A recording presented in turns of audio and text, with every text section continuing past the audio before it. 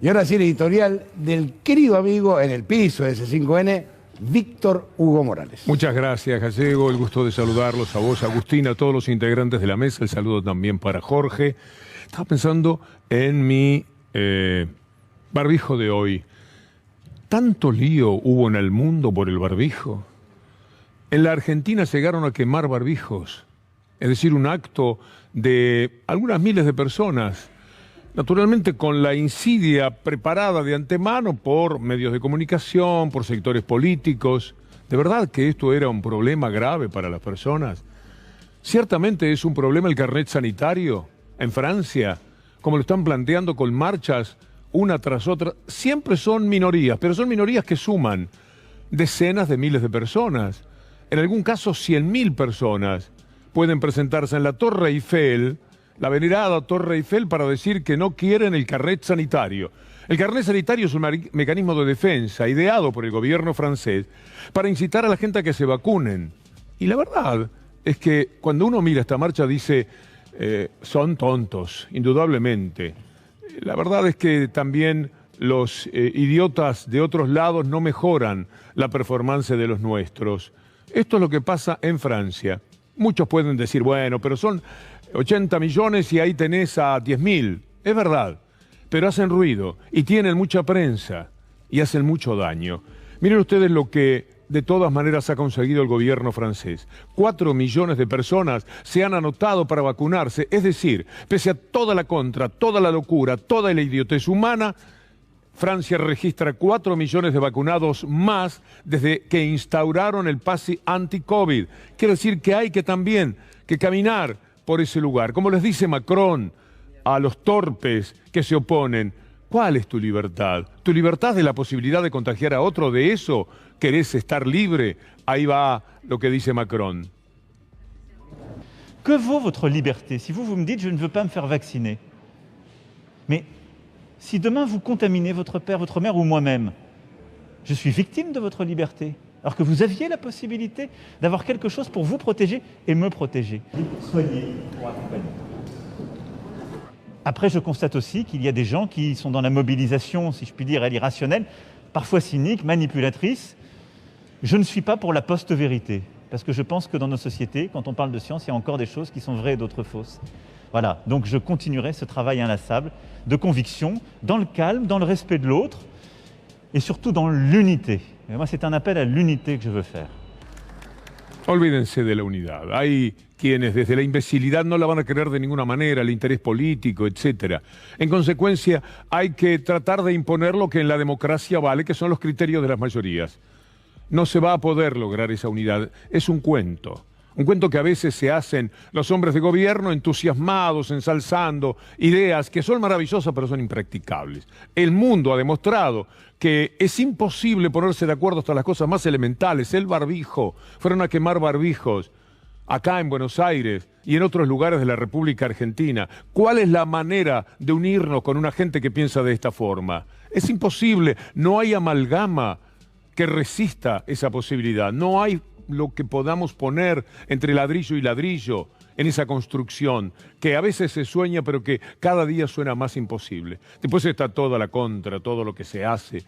Lo que dijo Alberto Fernández en la presentación de los candidatos el otro día, con respecto a la carta que envió el gobierno argentino a Rusia, iba a decir la Unión Soviética, es algo que demuestra con mucha sencillez el camino tan equivocado, tan absurdo, que asumen algunos, tan solo por llevar la contra, porque no saben cómo hacer para desprestigiar y para herir todos los programas de gobierno que tienen que ver con la necesidad imperiosa de que tengamos criterios para enfrentar el COVID-19 y sobre todo ese COVID-19 que se viene con forma de cepa Delta y que tiene aterrorizado al mundo y que también tiene que preocuparnos a nosotros. Es en ese marco que el gobierno argentino le dice al gobierno de Rusia, señores, muchas gracias por todo, está todo muy bien con ustedes, pero tienen que hacer las cosas como dijeron, como dice este contrato. A mí me parece, como les decía el viernes, maravilloso, pero consiguieron presentarlo al revés. Lo dice mejor todavía Alberto Fernández.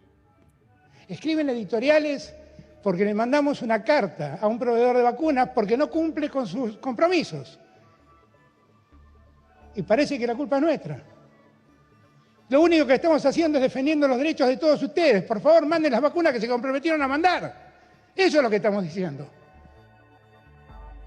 Están pidiendo las vacunas que se comprometieron, pero consiguieron, no está esa parte, mostrar que era un gesto de debilidad la fortaleza que el gobierno argentino tuvo para decirle al de Rusia o al Instituto Gamaleya, que es lo mismo finalmente, ojo, no están cumpliendo y nosotros estamos dispuestos a romper el contrato. A mí me parece formidable, me siento representado y estoy seguro que usted también. ¿Qué es lo que queremos? No vivir de rodillas frente a los poderes, aún de quienes se puedan portar bien en determinado momento, como desde hace tiempo el gobierno de Rusia. Sin embargo, quisieron presentarlo como un gesto de debilidad y la torpe, absurda coalición de la derecha inmediatamente salió a pedir explicaciones. Explíquenme por qué le mandaron una carta a Rusia diciendo que si no cumplen van a romper el contrato. ¿Usted vio una cosa más ridícula de Patricia Bullrich para abajo? ¿Conoce algo peor para demostrar la idiotez humana? Es muy difícil. Pero, como le decía, esto se da en todos lados. Por eso es que de vez en cuando, o muchas veces, en esta columna tratamos de pintar el mundo para mostrar también nuestra aldea. Mire el Washington Post de los Estados Unidos, hablando de qué es lo que hacen los republicanos. A medida que aumentan los casos de COVID, los legisladores republicanos, los de Trump, por ejemplo, buscan limitar los poderes del Departamento de Salud Pública. Es insólito. Es decir, cuanto más problemas hay con el COVID, peor es el comportamiento, por una cuestión política, porque la derecha es la que está particularmente fuera de sí en el mundo entero. Ya superaron lo que podíamos llamar, esto es una torpeza, un absurdo, un equívoco permanente. No, ya es muchísimo más grave todavía. Mire lo que Fauci, el hombre fuerte de la lucha en Estados Unidos contra el COVID, dice. Dr. Anthony Fauci says he's frustrated by COVID-19's summer surge, driven by the more contagious Delta variant and a slowdown in vaccination rates. We're going in the wrong direction. If you look at the inflection of the curve of new cases, and as you said in the run-in to this interview, that it is among the unvaccinated. Nationally, the 7-day average of new COVID cases has spiked close to 50%. ¿Se da cuenta cuáles son los números a los que incitan, a los que elevan finalmente la problemática? Aquellos que se oponen porque sí, porque la argumentación no existe. Dígame qué le molesta a este barbijo, que lo tomo como ejemplo hoy porque me quedó aquí tan a mano, tan al lado, y me indigna pensar que esto que uno se lo pone, se lo saca con una facilidad extraordinaria y que le da seguridad a uno y sobre todo seguridad en la relación con los demás, podía merecer que hubiera una quema de barbijos en la ciudad de Buenos Aires y en otras ciudades de la República Argentina. Maldita sea. No pueden portarse así. Y no pueden portarse así con la tolerancia y el entusiasmo y el estímulo que les ofrecen los sectores que tendrían que culturizar en este sentido, hacernos mejores, que son los medios de comunicación, pero están en manos del diablo. Y entonces proceden de esa forma y transmiten y entusiasman a los que queman barbijos y tantas otras barbaridades que se han cometido en la Argentina. Mire la ciudad de Nueva York, lo que va a hacer. Es interesante. Bill de Blasio es un hombre de los más recatables que uno observa de la política de los Estados Unidos. Van a exigir a todos los empleados de la salud que se vacunen o que se hagan pruebas semanales de COVID-19. Basta. No es una cuestión de hablar de libertad, con esa capacidad para la tontería que algunos desarrollan. Se van a tener que vacunar, nadie tiene derecho a ser un peligro para los demás. ¿En nombre de cuál libertad? ¿Qué hablamos cuando decimos libertad en estos casos? Mire lo que pasa en Madrid, para que usted vea hasta dónde tenemos que cuidarnos de los estúpidos. Madrid dobla los hospitalizados por COVID en una semana. Claro, la situación se va tornando muy, pero muy compleja, a tal punto que la Argentina empieza a ser de los países que está mejor, pese a todas las contras, a todas las vallas que hubo que saltar, a los inconvenientes que fue necesario superar, a las voces de medios de comunicación y zócalos y títulos de los diarios que siempre confrontaron y que nunca ayudaron jamás a que la gente entendiera de qué se trata todo esto del COVID. Así y todo, hay cosas que marchan en positivo, sin perder de vista, sin dejar de hacer memoria activa, como dice Gustavo Silvestre, con los temas que tanto nos han perturbado en este tiempo. Lo dice Axel Kicillof. bajaron 70% los casos en la provincia con respecto al pico y vacunamos ya más de 9 millones de personas. Son datos muy contundentes del éxito de la vacunación. Fracasó cada uno de los intentos de poner palos en la rueda, de boicotear la campaña de cuidados y después la campaña de vacunación, ya con cosas que eran disparates absolutos y con voceros muy importantes de los que hoy son nuestra oposición. Sus voceros, cuando son internacionales, pueden hacer el daño que proyectan sobre Cuba, que se convirtió en un tema muy fuerte porque Cuba tiene sus problemas económicos, 60 años de bloqueos. Yo le pido, para ser justos, que usted imagine a cualquier país, imagine a la Argentina, no 60 años, 3 meses bloqueada, que no pueda vender ni comprar, que no entren productos y que no salgan productos, que no pueda vender lo suyo, nadie le compra nada y nadie le vende nada. 3 meses. ¿A dónde iríamos a parar? Yo creo que en un mes, pero por lo menos hágase, plantéese que sean 3 meses. 60 años lleva Cuba. 60 años de bloqueo, porque si el socialismo triunfara, si la idea de incluir, de que lo que se genera en un Estado se reparta equitativa, igualitariamente, prospera, pues queda denunciada la salvajada del capitalismo en el mundo, donde nos salvamos algunos, unos pocos, para que muchísimos más se mueran de hambre, no puedan vivir y hagan que el mundo sea algo despreciable. Bueno, en esa batalla, 60 años, consiguieron, por supuesto, que cuando llega el COVID, aunque fabrican las vacunas, aunque están entre las mejores vacunas del mundo, etcétera, Cuba tenga sus problemas también. Se sumó al COVID-19 la crisis económica. Entonces, Ina Afinogénova nos explica qué fue lo que sucedió. La movilización adquirió proporciones nacionales y, según algunos reportes, se trató de la mayor protesta registrada en la isla en los últimos 27 años. Los medios dominantes insistieron incansablemente desde el primer momento en que eran manifestaciones en contra de la dictadura y a favor de la libertad. Hemos encontrado una suma de factores diversos. El más inmediato es tal vez el fuerte repunte de casos de COVID-19 registrado en los días previos a la protesta. En las fases anteriores de la pandemia, Cuba gestionó el impacto del virus con un éxito razonable, pero a partir de junio de 2021 la curva empezó a subir y, a diferencia de en oleadas anteriores, en esta última no se decretó una cuarentena estricta porque habría sido insostenible para la maltrecha economía de la isla. El resultado se tradujo pronto en récords de contagios y fallecimientos diarios. También es necesario entender que esta agudización de la crisis sanitaria ocurre en un escenario económico ya devastado, en parte por la propia pandemia. El flujo turístico, una de las principales fuentes de ingresos del país, cayó de más de 4 millones de personas en 2019 a menos de 1 millón en 2020. El dato refleja el derrumbe catastrófico de una industria acostumbrada a ser la locomotora de la economía nacional. Mientras tanto, en el mercado global, el precio de los alimentos experimentó una subida del 40%. Y esto supone otra pesadilla para un país que importa nada menos que el 70% de sus comestibles. Este conjunto de circunstancias no ha tardado en generar largas colas de personas obligadas a esperar para adquirir los escasos alimentos disponibles. A la suma de crisis sanitaria, crisis económica y crisis alimentaria hay que restarle los turistas que no llegan y las divisas que no entran y multiplicarlo todo por el efecto de un embargo que ahoga al país desde hace décadas. Si me preguntaran en este momento a quién tengo ganas de darle un abrazo con mucha emoción, al presidente de México, porque ha dicho el mejor discurso desde la profundidad del sentimiento latinoamericano de años a esta parte. Hay cuadros excelentes en América Latina, pero no había escuchado tantas verdades juntas como las que ha dicho el presidente de México sobre esa Cuba, que cuando Ina mencionaba el tema del turismo, lo que Cuba ha conseguido es provocarle curiosidad al mundo. Van a ver cómo es que Cuba se puede mantener de pie 60 años bloqueada.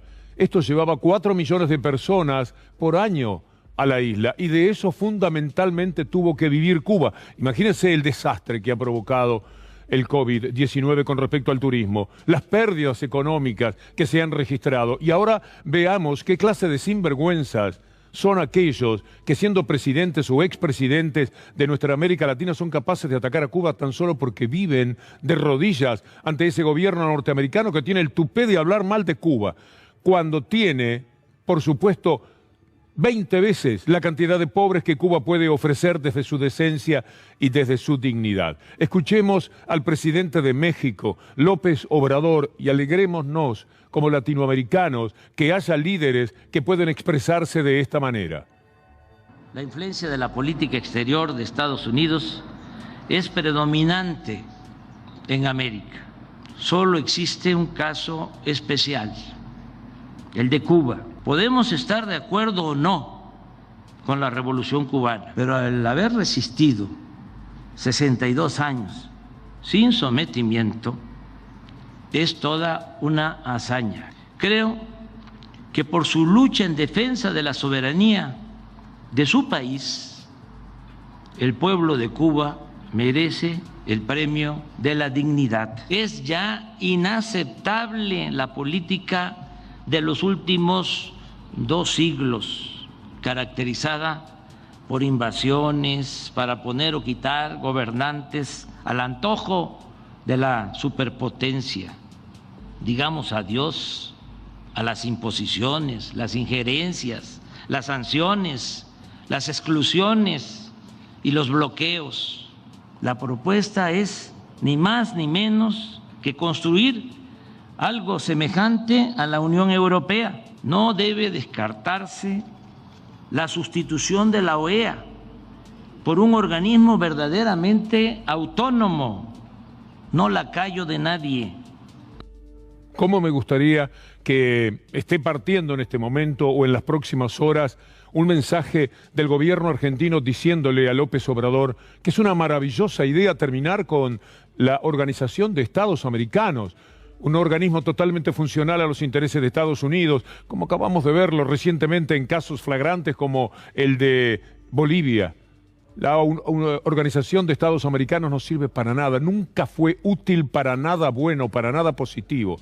Tan solo para que Estados Unidos nos manejara como monigotes, cuanto más monigotes podía instalar en los gobiernos de nuestra América Latina. Que haya un hombre que se expresa así, merecería que muy rápidamente aparezcan las voces acompañando que sí, que es una buena idea tener un organismo central que funcione como la Unión Europea. Puede mejorar la producción de la Unión Europea, pero seguramente cualquier organismo que se haga sin la manera de gobernarnos de los Estados Unidos va a ser muy útil. No es cuestión de separarse de los Estados Unidos, que se integren pero como uno más, no como los mandamases de siempre, que son capaces de provocar tanto pero tanto daño al cabo de 2 siglos. Si alguien puede acceder, aunque sea por internet, al libro de Jorge Mahfoud, escritor uruguayo que vive en los Estados Unidos, La frontera salvaje, no dejen de leerlo, porque esto que dice López Obrador es exactamente transmitido por ese formidable libro que habla de todo el atropello sufrido por América Latina, particularmente México y los países de Centroamérica, en función de los intereses de los Estados Unidos. Y hablando de los Estados Unidos, miren ustedes este tuit que marca dónde está parado Estados Unidos como para permitirse decir lo que dicen de Cuba. Miren ustedes, Joe Biden preocupado por Cuba. Esto es Skid Row, un barrio de Los Ángeles. Los Ángeles es California, California es el 6º estado del mundo. Es decir, hay 5 países más fuertes que California. Esta es la realidad, pero no algo que sucedió una noche. Esto, si usted se pone a caminar por Los Ángeles, lo va a encontrar en muchísimos lugares. Y hablan de Cuba. Ahí no hay ni siquiera la dignidad de quienes pueden pensarse capaces de establecer sus propias líneas de relación política. Esto es California. Mire, hay una carta que le mandan a Biden personas muy queribles como Oliver Stone, Jane Fonda, Lula, Chomsky, en la que le dicen: deja a Cuba vivir, déjenla vivir a Cuba, no vivan pendientes de demostrar Cuba como que, cuando los países, si le hemos mostrado a ustedes Los Ángeles recién, imagínense cuántas taras sociales tenemos en América Latina. ¿Qué país de América Latina podría mirar por encima del hombro a Cuba, que además se permite lo que dijo López Obrador, el gesto de dignidad permanente pese a estar 62 años bloqueados? La seguimos en un ratito. Antonio, Agustín, hasta luego. Algo que vamos a tener que sobrellevar hasta las elecciones, por lo menos, es una gran batalla de modelos propuestos y de estilos a los que vamos a tener que habituarnos. El estilo, por ejemplo, de hoy de un diario que dice, ya saben cuál, estoy cansado de nombrarlo a veces, que dice los líos que se generaron dentro del oficialismo por las listas, la cámpora y los intendentes. Caramba, uno dice, pero ¿no será que es Macri que está peleado con Rodríguez Larreta o que por lo menos están muy disgustados por la forma en que lo patearon al pobre Macri y lo dejaron poniendo un legislador en el 7º lugar que es su secretario y un candidato propio en el 7º lugar en la provincia de Buenos Aires que es Canalla Lombardi, y así no lo dejaron muy de lado a Macri? Están buenas las relaciones de Macri con María Eugenia Vidal, de María Eugenia Vidal con Patricia Bullrich. Sin embargo, ellos se van a ocupar de deteriorar y esmerilar dentro de lo posible lo que ocurre dentro del oficialismo. Y el oficialismo se defiende con sus actos oficiales. Es una ventaja que tiene que aprovechar. Tiene meses para mostrar todo lo que un gobierno preocupado por el Estado puede hacer.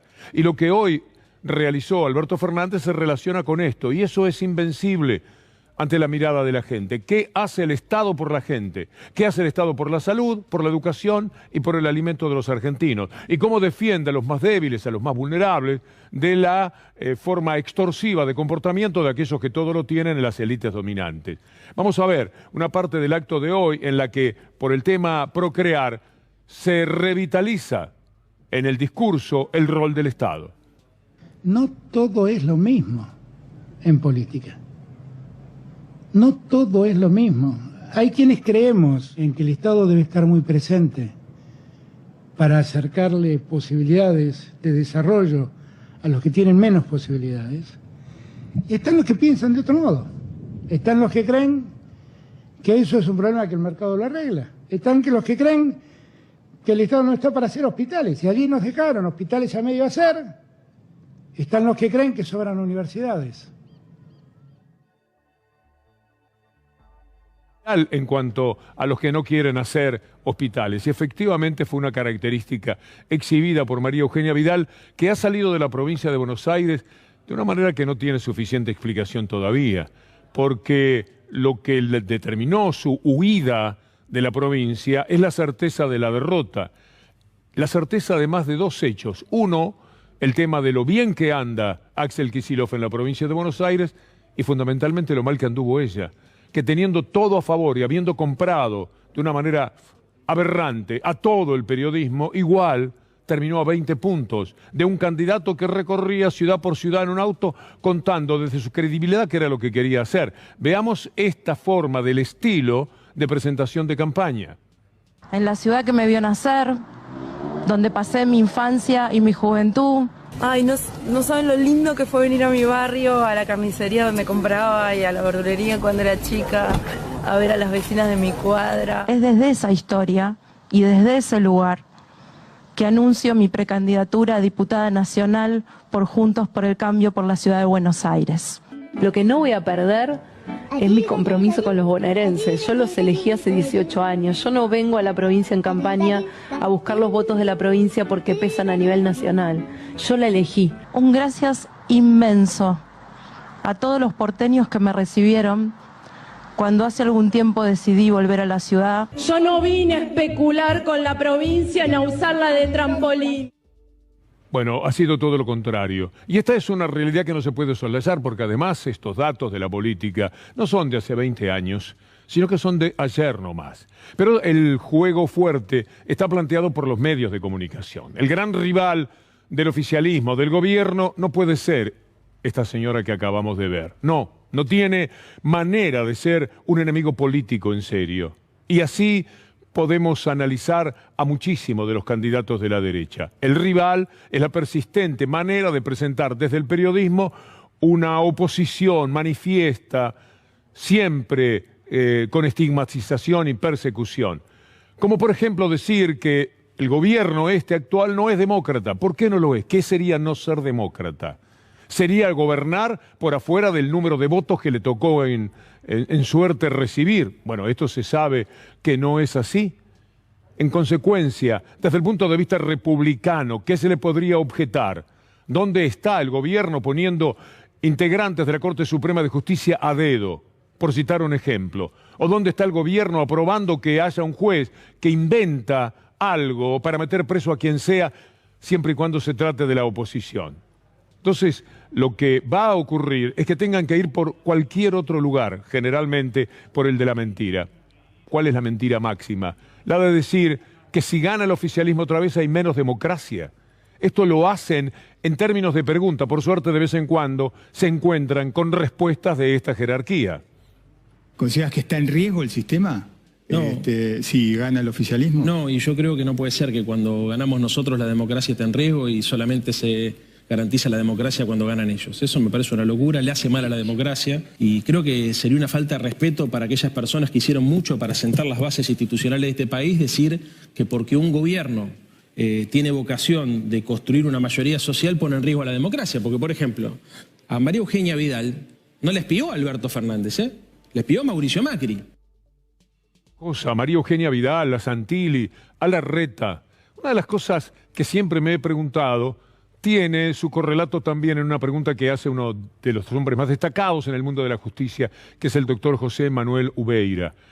Santilli fue espiado y Larreta también fue espiado, y lo saben. Y fueron denunciantes en primera instancia, pero después los intereses políticos apaciguaron el ánimo de observar con qué tipo de perversos están juntos, porque arruinaron, en algún caso, hasta la vida familiar de uno de ellos.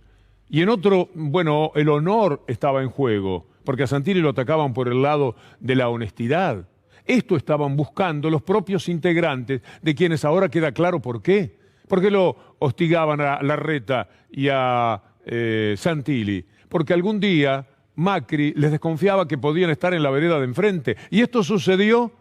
Entonces Macri hubiera tenido esas cosas que le pasa a los periodistas, como ya está sucediendo, porque a María Eugenia Vidal extrañamente la atacan en canales donde ella dirá, pero ¿por qué me pegan aquí? Si este es un canal hasta donde se ha dicho con énfasis que por algún motivo personal hasta había ayudado económicamente de una manera especial. ¿Y por qué me pegan ahí? Bueno, le pegan por Bullrich, le pegan porque tenían una interna anticipada, porque son muy ambiciosos.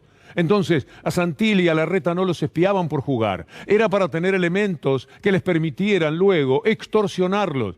Lo de Larreta es gravísimo. Algo que tiene que ver con su propia vida personal, que se va a cualquier parte después de años y años porque lo estaban espiando para demostrar cualquier cosa de él. Y lo mismo de Santilli. Entonces uno se pregunta, ¿de dónde sacan coraje entre comillas, coraje al revés? ¿De dónde sacan la desvergüenza con la que se permiten estar defendiendo a la gente que los espiaba? Tan solo porque es la única pertenencia política que se les ocurre tener. El señor Santilli fue espiado. El señor Santilli, la esposa del señor Santilli, la AFI, o sea, con Magdalani y Arribas, le colocaron al ex marido de la mujer, que era un chef, para que hiciera seguimiento de esta señora. Ahora nos enteramos concretamente que hasta la mucama que estaba dentro de la casa de Santilli se le había metido el tema de la AFI. La pregunta del millón es la siguiente. ¿Cómo puede ser que el señor Santilli, más allá de que figure como dentro de una causa penal como querellante, pero sin activar absolutamente nada, pueda pertenecer a un espacio político de un grupo de perversos que fueron capaces de organizar semejante cosa y que aparte espiaron a sus hijos? Entonces, te tiene que gustar tanto el poder. La posibilidad del poder. Tanto te tiene que gustar como para sobrellevar eso, porque hay que tener algo que corre en las venas distinto a lo que normalmente nos atribuimos. No se puede sino sobrellevar lo que ellos han permitido, porque, bueno, políticamente armar todo un lío, hacer saltar por los aires directamente lo que era el mundo del espionaje, en el PRO los podía perjudicar políticamente, le podía sacar algunos votos, postergar un tiempo sus ambiciones, pero hay que alimentarse de esa manera en lo político, Hay que convivir con eso, muy pero muy difícil. Hay que tener algo muy especial que no es lo que todos tenemos indudablemente en el cuerpo. Yasky, Hugo Yasky, dice que es natural que estén divididos, y estoy de acuerdo. Ahora se llaman juntos, se ve que lo del cambio ya lo archivaron y la verdad es que están muy fragmentados. Ahora son 17 jurisdicciones donde van a internos. Me parece que están en una crisis importante y es bueno, es saludable, porque creo que un sector político que le hizo tanto daño al país, es bueno que al menos tenga una crisis hacia su interior.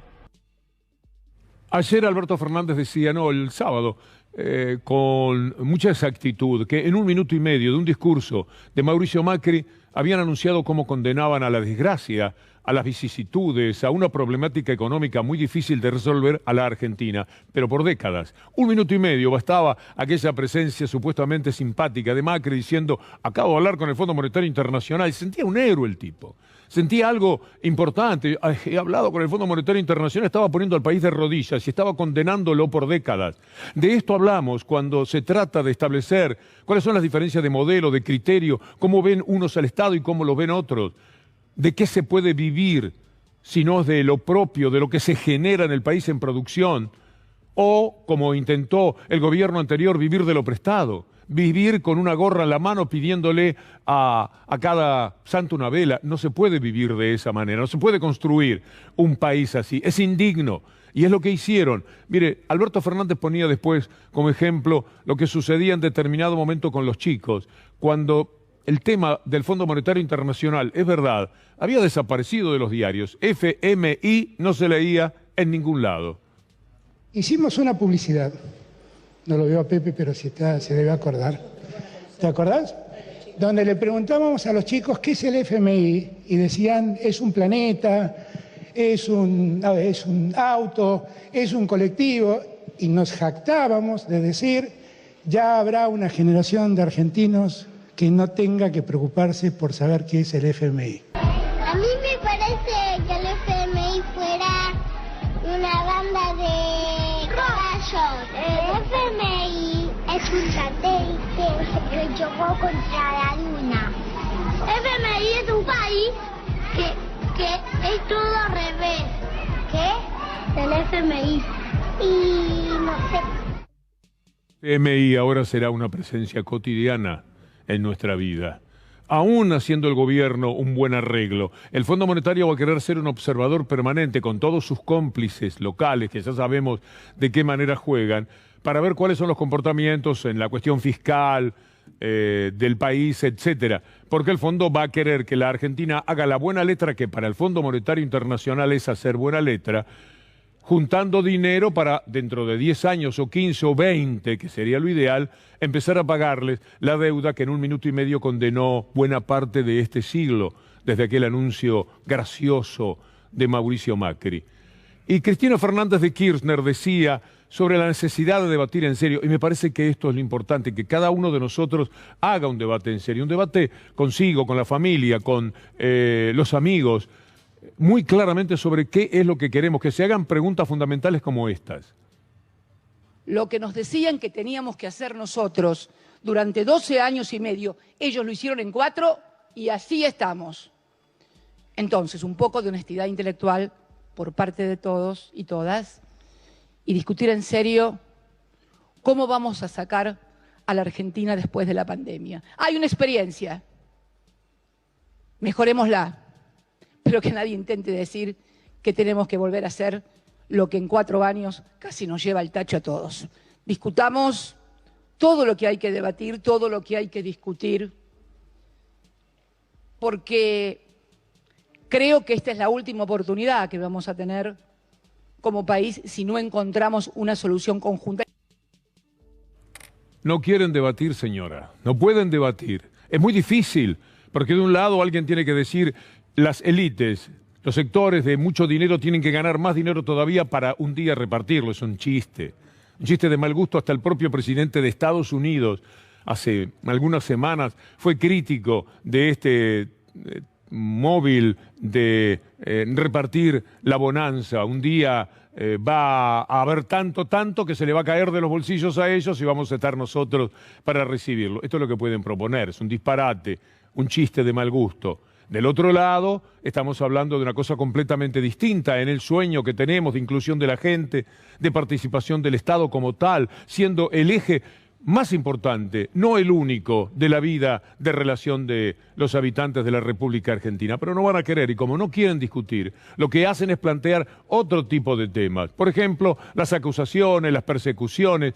El otro día se presentó algo muy interesante que no había visto sobre lo que ocurrió en el velatorio de Diego Armando Maradona.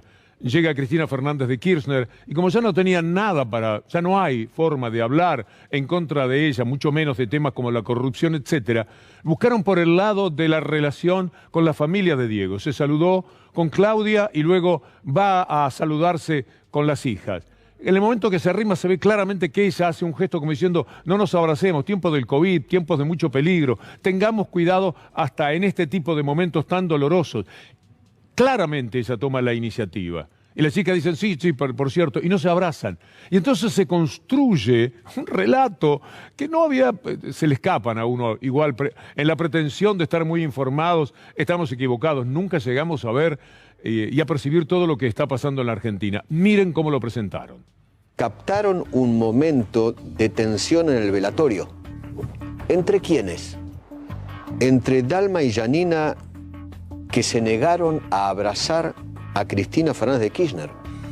Y Claudia fue la que intercedió y ella fue a saludar. Es muy impresionante, búscalo. No, en realidad fue confuso porque primero la saluda mi mamá y después cuando nos viene a saludar a nosotras dice, no las puedo saludar, no nos abracemos por esto del COVID, no sé qué. Entonces le dijimos como, no, obvio, como, está bien. Cristina fue la que dijo eso y nosotros, claro. Las hijas que no quisieron saludar a Cristina porque entendieron el acto de oportunismo que hizo. Ni siquiera le quisieron dar la mano, nada. Lo que pasa es que ella está de espaldas, entonces se nos ve a nosotras solo hacer así. Claro, parecía que no la querían saludar. Ella dijo, no nos abracemos por el tema del COVID y le dijimos, no, obvio, como está bien, obvio, está bien, perfecto. Perfecto, porque se habló mucho del tema y nadie lo había aclarado hasta este momento. No, suponía es que en realidad, que no era así, claro. Te digo la verdad, no aclaramos nada porque se dijeron tantas pavadas que dijimos, bueno, ya está. Esto fue en Sobredosis de TV el sábado y es demostrativo, es mucho más amplio, pero hicimos un pequeño corte tan solo para escuchar lo de Dalma y poner énfasis en que nunca ocurrió aquello de no ser recibida con un abrazo de una manera deliberada, como si tuvieran alguna factura para pasarle por las hijas de Diego. Pero todo venía con lo que nos da tanto gusto con Anabela Sánchez, con Federico Ferro, con Julián Capazo, de ir hilvanando poco a poco, con Juan Pablo Montes Onganía, lo que es nuestro trabajo, nuestra columna. Porque tenemos a Maradona y a Perón hablando de Evita, y hoy, hace 69 años, que falleció Evita. Abrir mi ventana y saber que nunca me van a olvidar. Ella fue candidato a todo y nunca quiso ser nada.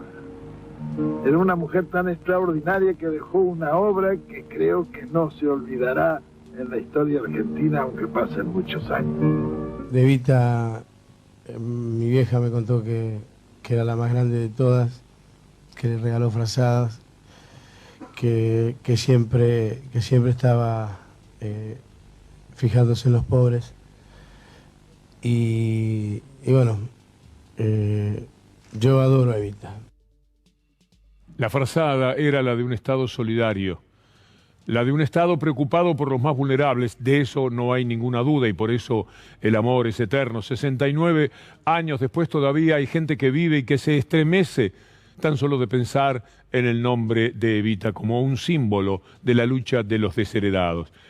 Hablando de Evita y como cierre de nuestra columna, el tema de la solidaridad, que es tan importante, tan valioso cuando hablamos del Estado, de las conductas públicas. Aquí está Evita y la solidaridad. Bien vale la pena quemar la vida en aras de la solidaridad si el fruto será la paz del mundo y su felicidad. Aunque ese fruto madure, tal vez, cuando nosotros hayamos desaparecido. No llores por mí, Argentina, mi alma está contigo, mi vida entera te la dedico, mas no te alejes, te necesito. Juntamos algunos nombres para el final, ¿no? Cristina Fernández de Kirchner, Perón, Maradona, Evita, a 69 años de su fallecimiento. Nos reencontramos con ustedes, con Antonio, con Agustina, con todos los integrantes del equipo del diario mañana, si Dios quiere. Hasta entonces.